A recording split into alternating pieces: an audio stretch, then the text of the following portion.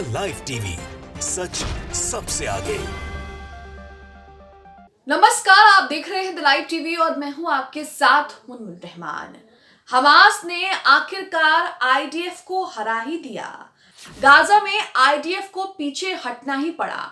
Hamas ने Gaza में IDF को इतनी बुरी तरह पछाड़ा है कि आईडीएफ का गोलानी ब्रिगेड गाजा छोड़कर वहां से भाग गया है। हम देख रहे हैं कि लगातार जमीनी लड़ाई में हमास आईडीएफ इजरायली सैनिकों पर भारी पड़ रहा है और यही वजह है कि लगातार हमास को एक के बाद एक जीत हासिल हो रही है और यहां पर आईडीएफ जो है वो लगातार हमास के सामने जो है हमास से लगातार बुरी तरह पिट रहा है। और अब जो खबर आ रही है उसे सुनकर तो आप हैरान हो जाएंगे। हमास ने गाजा में आईडीएफ के गोलानी ब्रिगेड को जो है वो पीछे खदेड़ दिया है। यहां तक कि गाजा के लोग जश्न मना रहे हैं कि गोलानी ब्रिगेड वहां से चला गया है। अब ये गोलानी ब्रिगेड क्या है इसके बारे में भी आपको बताएंगे, लेकिन आप अपनी स्क्रीन पर अमरीश मिश्रा का ये ट्वीट देख रहे हैं। अमरीश मिश्रा यहाँ पर लगातार गाजा, हमास, इजराइल, फिलिस्तीनियों को लेकर जो कुछ हो रहा है ग्राउंड पर उसे लेकर रिपोर्ट करते हैं और उनकी टाइमलाइन पर आप हमास और इजराइल से हमास इजराइल जंग की जुड़ी तमाम खबरें, अपडेट्स जो हैं वो देख सकते हैं। तो यहाँ पर इन्होंने दो स्क्रीनशॉट शेयर किए हैं। मैं स्क्रीनशॉट आपको दिखाऊंगी। यहां पर इन्होंने ट्वीट किया है और लिखा है कि गोलानी ब्रिगेड पीछे हटी, उत्तरी गाजा में इजराइल की हार हो चुकी है। यानी कि उत्तरी इजराइल में गोलानी ब्रिगेड तैनात थी और अब उत्तरी गाजा में जो है वो गोलानी ब्रिगेड पीछे हट गई है, वहां से चली गई है, जहां पर आप समझ सकते हैं कि इजराइल हार चुका है उत्तरी गाजा में। आगे लिखा है 7 अक्टूबर 2023 को हमास ने आईडीएफ के एक विशिष्ट बल गाजा ब्रिगेड को नष्ट कर दिया था। आधिकारिक तौर पर उस दिन इस ब्रिगेड के 319 लोगों की मौत हो गई थी, मृत्यु हो गई थी।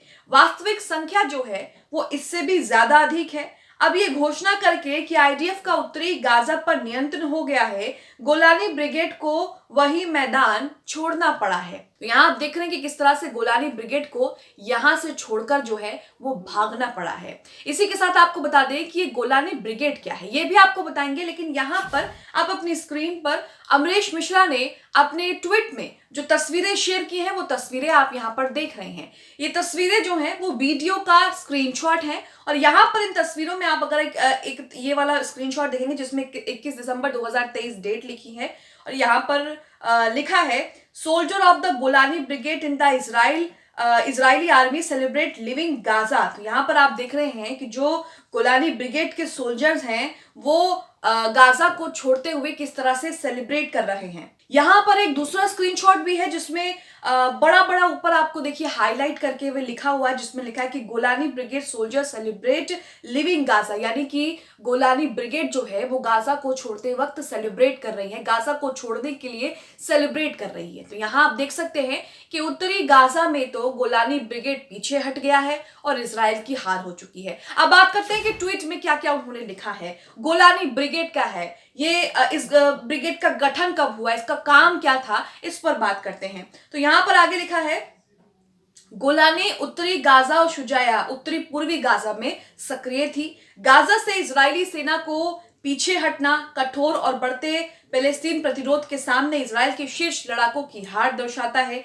गोलानी ब्रिगेड इजराइल की सबसे विशेष सेनाओं में से एक है। तो यहाँ पर आप देख रहे हैं कि जो गोलानी ब्रिगेड जो उत्तरी गाजा से पीछे हट गई है वो इजराइल की सबसे विशेष सेनाओं में से एक है, जिसमें आपूर्ति और रखरखाव कार्यों के अलावा 8 बटालियन, 4 टैंक बटालियन, 2 पैदल सेना बटालियन, 1 पैराट्रूपर बटालियन, 1 तोपखाने बटालियन शामिल है।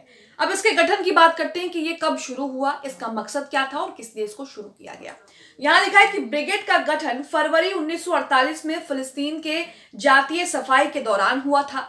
इसने अरब देशों के खिलाफ इजराइल के सभी प्रमुख युद्धों में भाग लिया है। 2014 में गोलानी को शुजाया में भारी नुकसान हुआ। वर्तमान लड़ाई में गोलानी को शुजाया भेजने का एक उद्देश्य था, शुजाया बाधा को पार करना। परिणाम बिल्कुल इसका विपरीत निकल गया।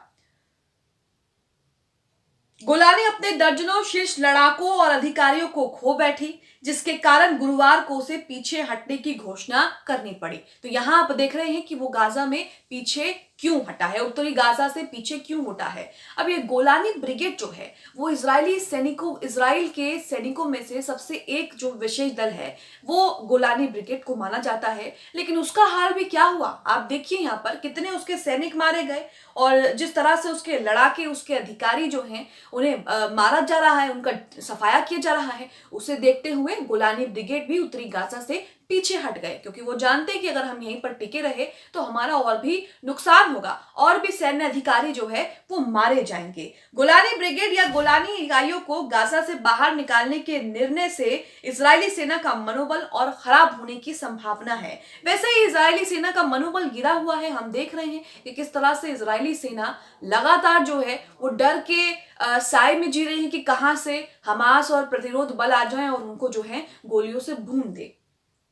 अभी तक बेंजामिन नेतन्याहू की युद्ध परिषद अपने किसी भी घोषित लक्ष्य को हासिल नहीं कर पाई है। बेंजामिन नेतन्याहू कह रहे हैं कि जब तक हम हमास को खत्म नहीं करेंगे तब तक वापस नहीं लौटेंगे। लेकिन आप देखिए कि 28 अक्टूबर से जो ये जमीनी जंग चल रही है इसमें वो अभी तक जो है एक भी बंधक को छुड़ा नहीं पाए, हमास के ठिकानों को नहीं ढूंढ पाए, हमास के लड़ाकों को नहीं मार पाए, हमास के नेताओं को गिरफ्तार तक नहीं कर पाए, उनको पकड़ तक नहीं पाए। और ये लोग कहते हैं कि हम जो हैं अपना लक्ष्य हासिल ही करेंगे। अभी तक की लड़ाई में एक भी लक्ष्य इनको हासिल नहीं हुआ है।